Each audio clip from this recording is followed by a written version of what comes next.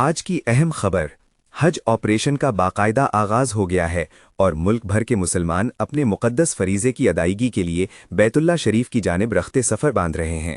وزیر مذہبی امور سردار محمد یوسف نے اتوار کے روز اس بات کی تصدیق کی ہے کہ حکومت حجاز مقدس جانے والے حجاج کرام کو ہر ممکن بہترین سہولیات فراہم کر رہی ہے۔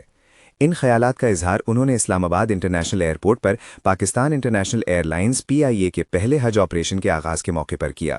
وزیر مذہبی امور نے خود حجاج کرام کو نیک تمناؤں کے ساتھ الوداع کیا۔ اس موقع پر ان کے ہمراہ اعلیٰ حکومتی اہلکار بھی موجود تھے۔ PIA کی پہلی حج پرواز کے ذریعے سینکڑوں حجاج کرام کی روانگی عمل میں آئی، جس سے ملک بھر میں حج آپریشن کا باضابطہ آغاز ہو گیا۔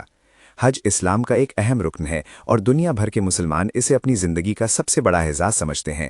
حکومت پاکستان اس مقدس سفر کو حجاج کرام کے لیے زیادہ سے زیادہ آرام دہ اور سہولت بخش بنانے کے لیے پرعزم ہے۔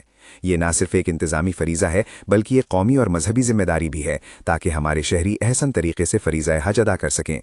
قومی ایئر لائن PIA کا اس آپریشن میں کلیدی کردار ہے جو ان ہزاروں مسافروں کو ان کی منزل تک بحفاظت پہنچانے میں معاون ہے۔ اس سال کے بہتر انتظامات اور سہولیات کی فراہمی حکومت کے عزم کا منہ بولتا ثبوت ہے۔